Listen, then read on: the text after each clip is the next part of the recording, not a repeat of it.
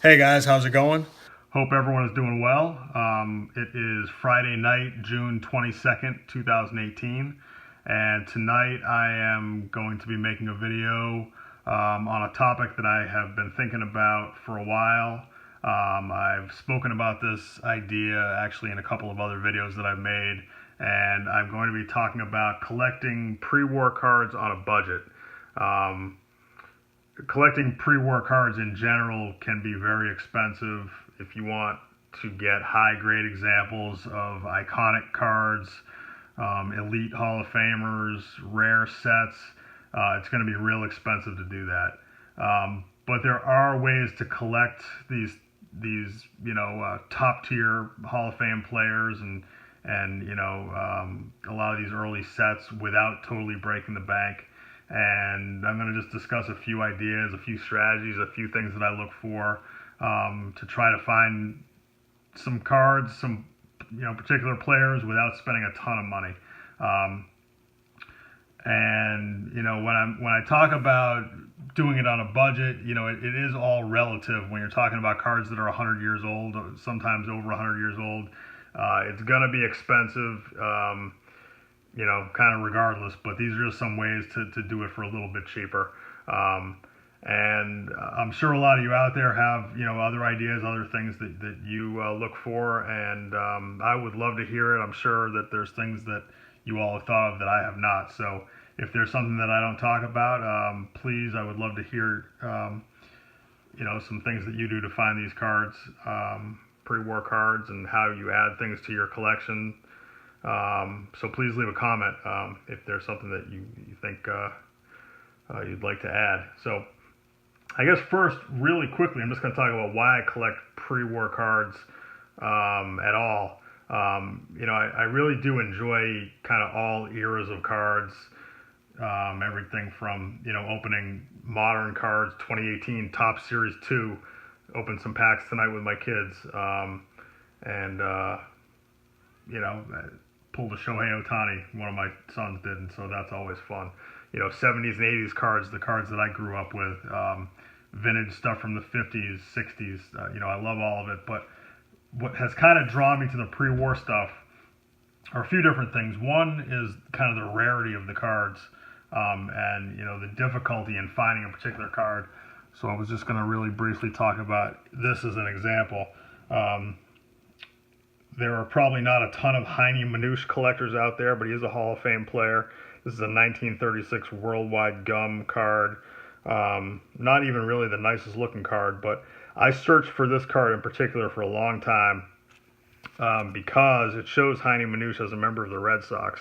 And I'm trying to put together a set of Red Sox Hall of Famers, and there are 16, I believe, graded examples of this card, SGC and PSA combined, total 16 cards. And it took me a long time to find this. So for me, kind of like searching for the cards and the thrill of the hunt, it makes it a lot more enjoyable when you finally find what you're looking for. So that's one of the reasons that I like the pre-war stuff. Another is that, a lot of these cards to me are like, works of art. This King Kelly card is one of my favorite cards. These older color lithograph sets are just beautiful. This is not an inexpensive card, but there are a lot of other cards that are just as nice looking that are relatively inexpensive. This T205 Jake Stahl. T205 to me is one of the nicest looking sets ever made, and you can find a card like this for not very expensive. T206, probably the most popular, or definitely the most popular pre-war set. Just really nice looking cards. Addy Joss, Hall of Famer. This is a pretty nice example of this card, PSA graded 3. I paid, I think, about $200 for this card. Really enjoy that card.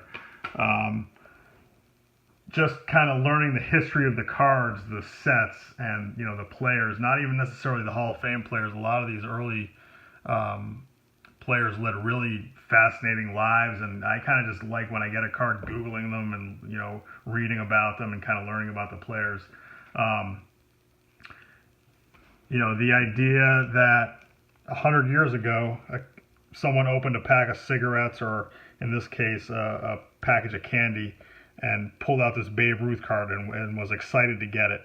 My son tonight got the Ohtani card, and he was excited to get it. Well, someone almost 100 years ago was excited to get this card, and obviously kept it because it has survived for this long, and I just think that's pretty cool. This is also not an inexpensive card, Babe Ruth, but you can get Babe Ruth cards, from his playing days,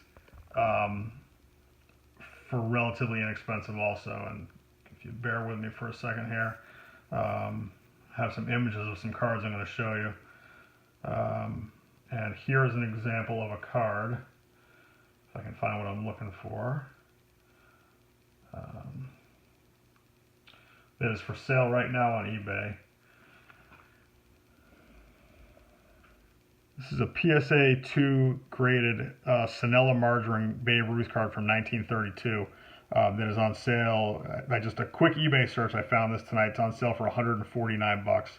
And to me, it's a pretty nice looking card. It's Babe Ruth from his playing days, PSA graded card for $149. So, you can get these top tier Hall of Fame, great all-time greats for relatively inexpensive. While I'm on the topic of showing you some examples of some things that are for sale on eBay right now, I just want to real quickly touch on the fact that when you're buying pre-war stuff, particularly online, just be aware that there are a lot of cruddy people out there that sell things that are not what they say they are. Counterfeit cards, reprints that they're selling as originals, cards that have been altered, things just that are not what they are claimed to be.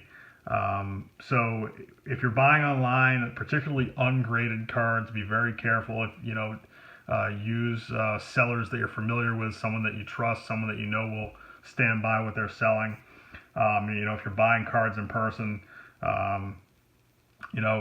do some research on the cards, know what they're supposed to look like, know how to identify if a card has been trimmed or had color added or, altered in, various different ways that people can alter cards. It's always safer to buy graded cards, PSA, SGC cards, where presumably someone that knows what they're doing has looked at the card and deemed it to be, authentic and what it claims to be and graded it. They screw up sometimes too, but generally I think you're pretty safe with PSA and SGC.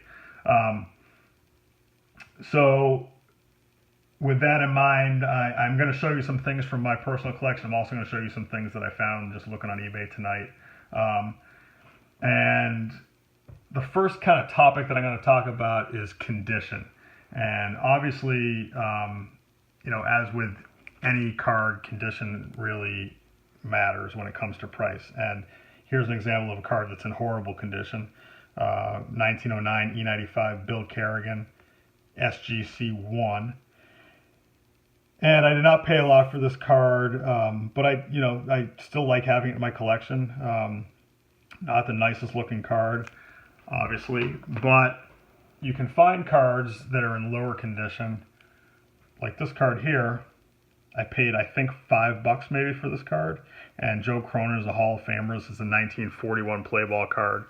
And the reason that this card was so cheap is that on the back there, someone wrote on the card. I'm guessing that someone wrote on the card back, in 1941. I don't think it's something that was done recently. But, you can find, for relatively cheap bargain bin, kind of cards, that still look pretty nice, even if someone has written on the card. Here's a Lefty Grove card that I got a while back. I probably paid around $40 for this card, and it's centered well. The color is pretty nice. The registration's pretty good. It has some creases in it, and just an example of a lower grade card of still an iconic Hall of Famer that you can get for relatively cheap if you look. Stuff like this, you just kind of got to search around until you find something that you like. Ted Williams rookie here. This is a PSA graded 2. If you look at the front of this card, it has the appearance of about a 4.5, maybe even a 5. Pretty sharp corners, nice bright image, centered reasonably well, a little bit off. But on the back of the card, in the center there, if you look real carefully, you can see that there's a little scuffing on the card, and it doesn't really interfere to me with the overall appearance of the card. But because of that, it received a grade of 2, which is the correct grade, the correct technical grade, and greatly reduced the price. I paid about $700 for this card, and I realize that's a lot of money, but when you compare it to what a 4.5 or a 5 would cost for this card, it's substantially less. A 4.5 or a 5 are many thousands of dollars. So that's another thing that you can kind of look for. There are a lot of pre-war cards that have small pinholes in them. Back in the day, someone pinned them up to a wall or a bulletin board or something. Oftentimes you can barely see the pinhole. It doesn't really affect the overall look of the card. A lot of them have paper loss on the back. Cards that were glued into scrapbooks back in the day, that when they were removed from the scrapbook, they have some paper came off on the back. Oftentimes the front of the card still looks really nice, but it's significantly cheaper when there's some minor paper loss on the back. Also, cards that are graded authentic, both PSA and SGC grades cards authentic, usually when the card has been altered in some kind of way, not necessarily even altered by someone in more recent times with bad intentions of trying to pass the card off and try to improve the appearance of the card, but a lot of times cards that were altered in some kind of way back in the day. Here's one that I found tonight, just kind of quickly looking. E220 Walter Johnson. This is graded authentic, national caramel card from 1921 to 23. This is for sale on eBay for $249. Just to mention also, I do not own any of these cards that I'm showing you that are for sale on eBay. These are just things that I found, kind of quickly looking. These E220 cards are pretty rare. There aren't a lot of these, and that's a Walter Johnson card. Pretty cool pose, nice looking card, but it's graded authentic. If you look around, you could probably even find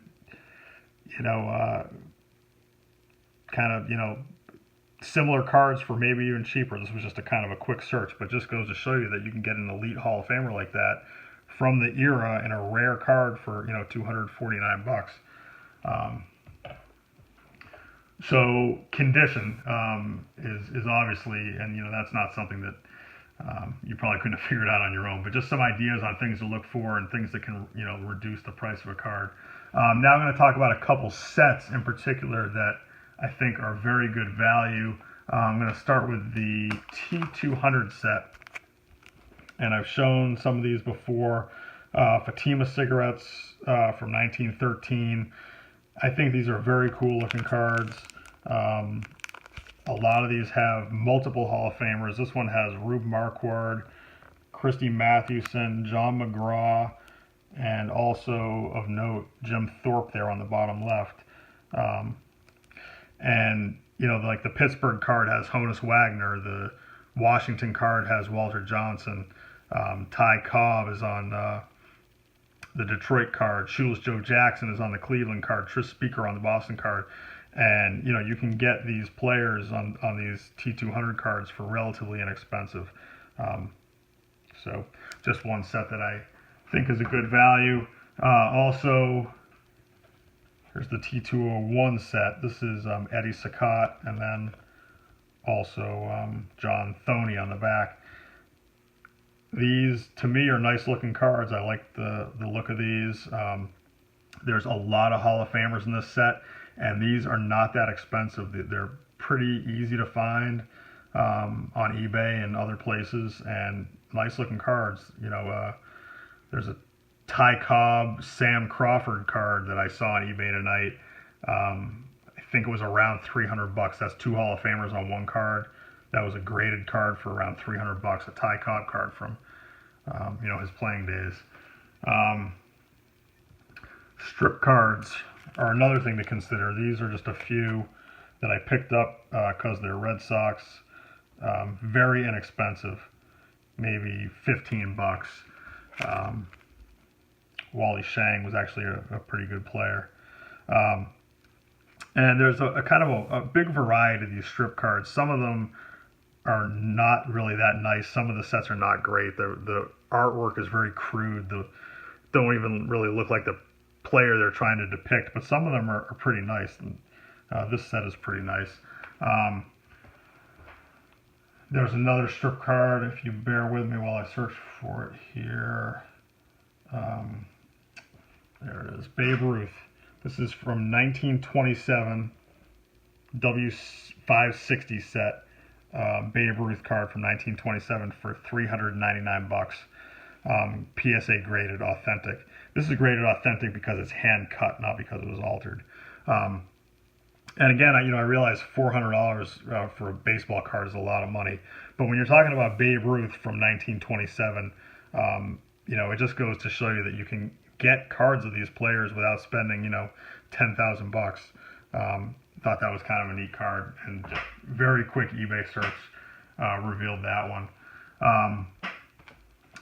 T202, I've shown this card, actually showed it in my video last week, but what I'm going to talk about is that, as you can see, there's kind of three different panels here, and what people did back in when these cards came out was they separated the panels, kind of made three cards out of it. And if you look at the T205 Tris Speaker card, which is on the left here, and the left panel of the T202 card, they look very similar.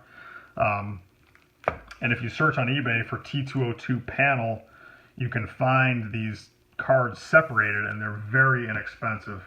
A lot of the non-Hall of Fame players you can get for, 10 bucks. Really quick search for me revealed a couple of interesting ones. Here's a Walter Johnson end panel for 99 bucks. Pretty nice looking card. This is, again from 1912, I think these are. Walter Johnson card for 99 bucks in relatively nice shape. You wouldn't even know necessarily that they were separated from a larger card. Here's Eddie Collins center panel for 19 bucks. John McGraw, $9.95. Roger Bresnahan, another Hall of Famer, and very similar to his T205 card for $31.95.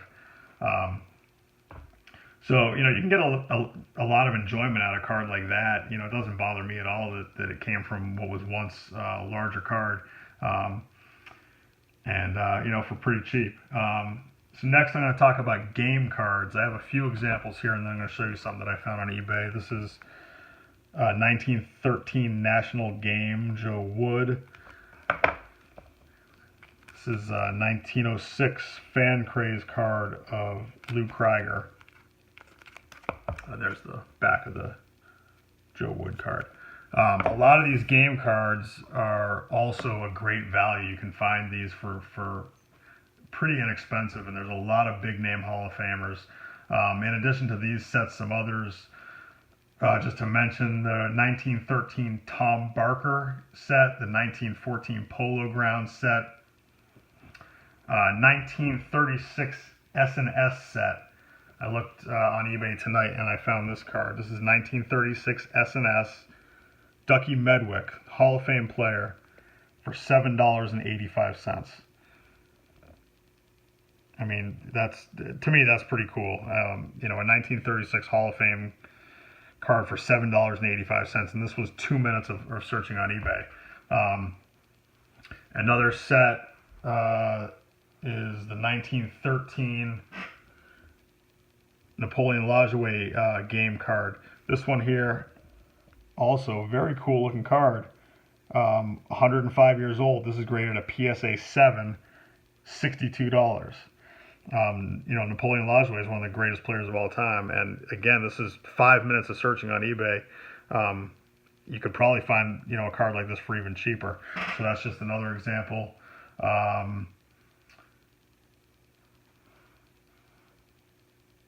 Some other game cards to show you. Here's just another one I found, another Hall of Famer, Frank Chance, 57 bucks. You could probably, spend a little time and search a little bit and a little patience, and you can probably find ones that are even cheaper.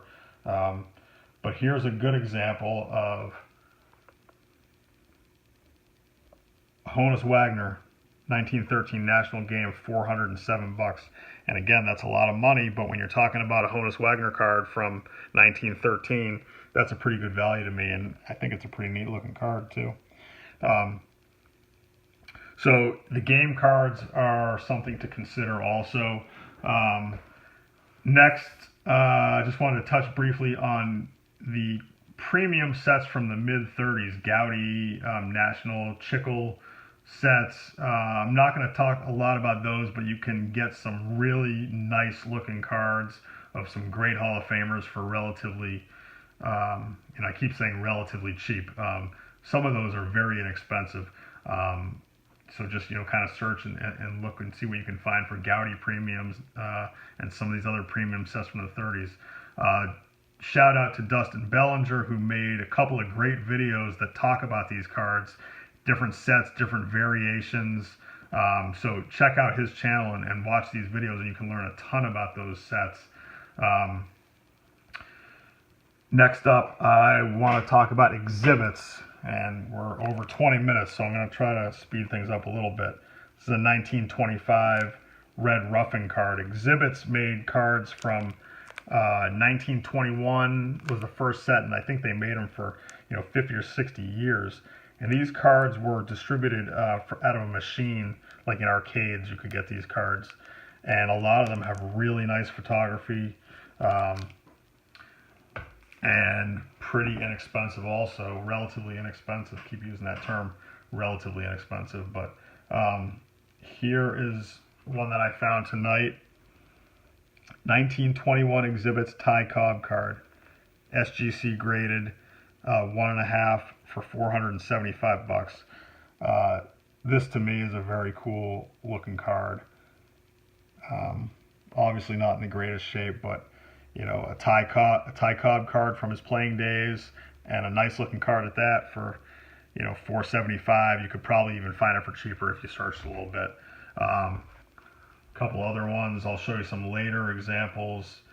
Here is 1939 to 1946 Ted Williams. This is graded a PSA 4, 99 bucks.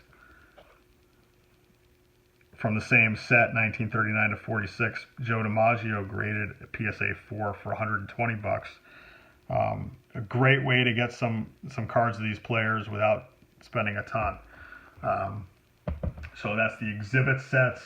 And finally, just, something else that I've gotten great enjoyment out of is putting together team sets. This is part of my Red Sox team set. These obviously are ungraded, but pretty nice examples of these cards. Most of them are centered pretty well. I searched for a while to find these, but none of these cost more than like 40 bucks. So, you can find pretty nice examples of, 109-year-old cards for, between 25 and 40 bucks if you look a little bit.